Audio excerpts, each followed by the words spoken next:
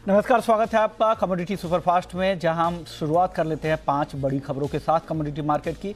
सबसे पहले कच्चे तेल की बात करते हैं, जहां तेज गिरावट दिख रही है। एमसीएक्स क्रूड अब 4% टूट चुका है, 2800 रुपए के आसपास अभी ट्रेड कर रहा है, 118 रुपए नीचे, 4% से भी ज्यादा की गिरावट।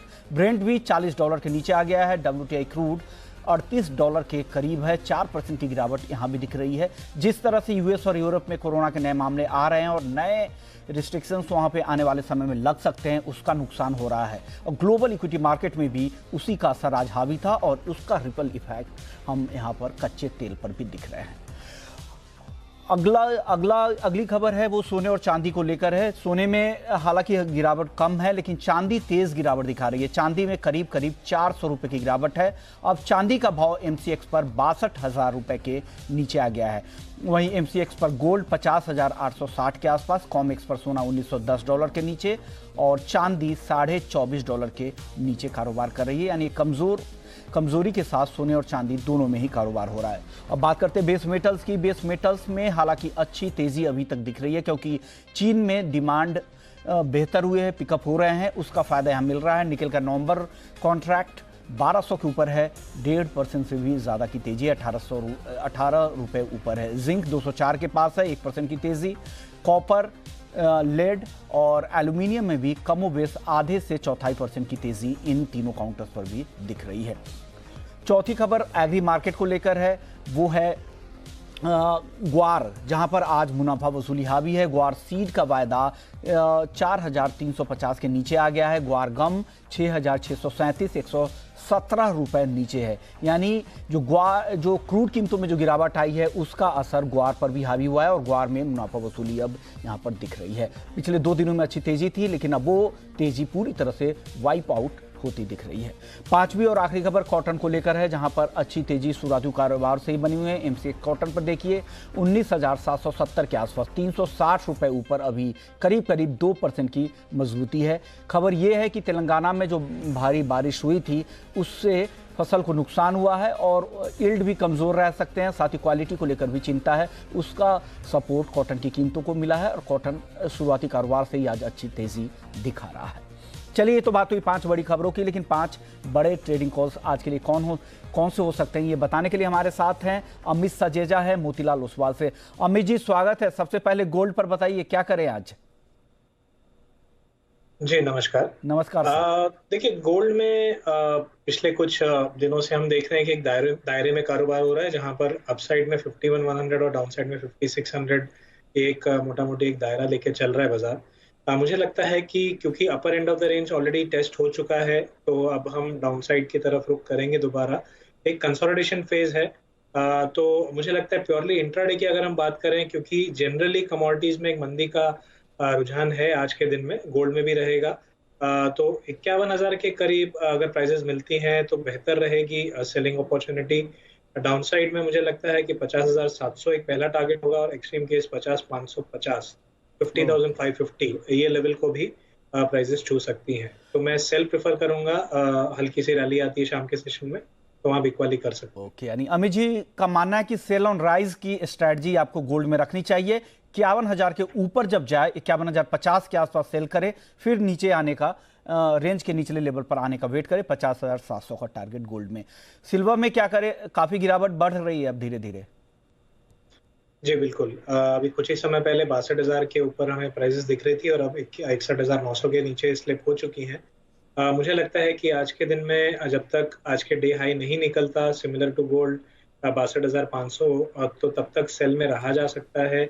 हल्की सी एक पुल बैक जरूर आ सकता है 62,200 से 400 के बीच, बट वहां पर मैं बिकवाली की सलाह दूंगा। और मुझे लगता है कि 61,200 यानी 61,000 के करीब जो lower and of the range है, जो सपोर्ट जोन है, वहां तक प्राइसेस टेस्ट कर सकते हैं। तो बिकवाली की ही सलाह होगी, बट सेल ऑन राइस की स्ट्रेटेजी रखना बेहतर रहेगा। ओके, यानी सिल्वर में भी सेल ऑन राइस की स्ट्रेटजी बनाए। 62,400 का लेवल, यहां से जब वो 500 रुपए ऊपर जाए तब बेचे और फिर 61,200 का टारगेट का इंतजार करें। सर, क्रूड में काफी गिरावट बढ़ रही है, क्या करें अब इस लेवल्स पे? देखिए, क्रूड में 2 चीजें हैं। पहली बात तो जैसे आपने बताया कि यूरोप और यूएस में दोबारा लॉकडाउन है। जर्मनी ने भी अनाउंस किया है कि एक सॉर्ट ऑफ फुल लॉकडाउन ही होगा, 80% लॉकडाउन होगा 4 नवंबर से। दूसरी बात, लीबिया का प्रोडक्शन बढ़ रहा है, जहां सिविल वॉर था काफी समय से। तो एक तरफ डिमांड कम होने की आशंका है, दूसरी तरफ सप्लाई इंक्रीज होने की आशंका है। इसके चलते क्रूड काफी दबाव में आया है और मुझे लगता है कि और प्रेशर बढ़ेगा प्राइसेस पर। 2750, 2760 ये एक लक्ष्य लेके चला जा सकता है। बिकवाली की सलाह होगी 2840 से 45 के एरिया में, यानी 20-25 रुपए अगर यहाँ से ऊपर मिलता है बिकवाली की जा सकती है। 2890 का स्टॉप लेंगे। यानी क्रूड की गिरावट और बढ़ सकती है और ये 2760 के भी तक टारगेट आ सकते हैं। 2845 पर आप इसे बेच सकते हैं। सर, नेचुरल गैस में क्या करें? काफ़ी वॉलेटाइल काउंटर है, आज क्या करना चाहिए यहाँ पर? जी, देखिए, नया कॉन्ट्रैक्ट आया है और ऑलरेडी हमने 20 रुपए की एक रोल ओवर गैप देखी है। पिछले कॉन्ट्रैक्ट में यही गैप 40 रुपए की थी। विंटर मंथ्स हैं ऑफिशियली नवंबर से फरवरी तक, तो इसलिए प्रीमियम बना रहता है। मुझे लगता है कि इंट्राडे में हल्की सी गिरावट जरूर आ सकती है 240-41 के एरिया में, लेकिन मैं वहां पर बाइंग की सलाह दूंगा क्योंकि ट्रेंड अप है मेजरली, और अपसाइड में 248 तक प्राइसेस जाने के अच्छे चांसेस हैं। इस ट्रेड के लिए 237 का स्टॉप लॉस काफी रहेगा। ओके, यानी 241 पे आपको बाई करके चलना है। 248 के टारगेट के लिए 237 का स्टॉप लॉस भी लगा ले। सर, पांचवी और आखिरी जिंक में बताइए क्या करें आज? तेजी दिख रही है, क्या बेच दे, क्या ऊपरी लेवल पर? जी, देखिए, कहीं ना कहीं क्योंकि ग्लोबल इकोनॉमिक स्लोडाउन की शायद दोबारा आशंका है और हमने बेस मेटल्स में काफी अच्छा रन अप आते हुए देखा है, तो इन लेवल्स पे मैं बाइंग अवॉइड करने की सलाह दूंगा। इनफैक्ट इंट्राडे के लिए प्योरली बिकवाली कर सकते हैं ऑलमोस्ट मार्केट पे 203-30 के करीब।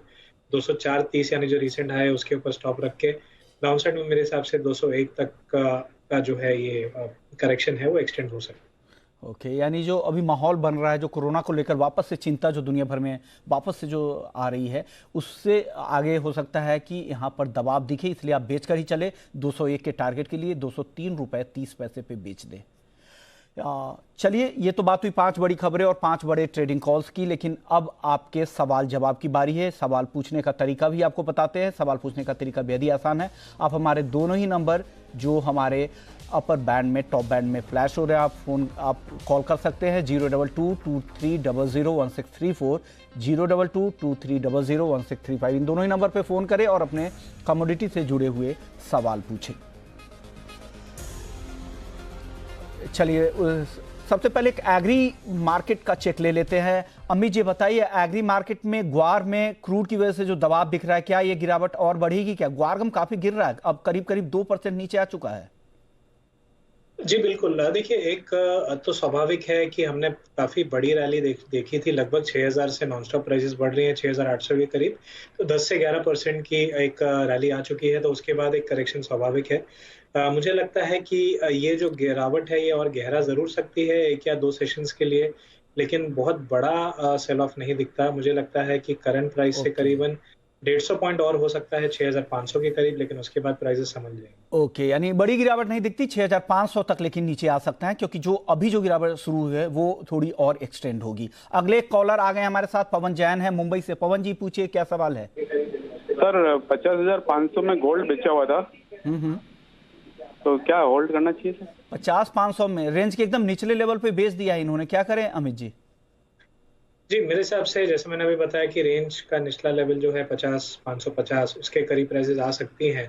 तो फिलहाल रुका जा सकता है, 300 पॉइंट की और गिरावट हो सकती है, लेकिन अगर वहां पर सपोर्ट लेता हुआ दिखे तो मैं कहूंगा कि उस ट्रेड को शिफ्ट करके फिर दोबारा ऊपर में बेचने की कोशिश की जाए। तो एक बार उस ट्रेड से निकला जा सकता है 55-50 के करीब।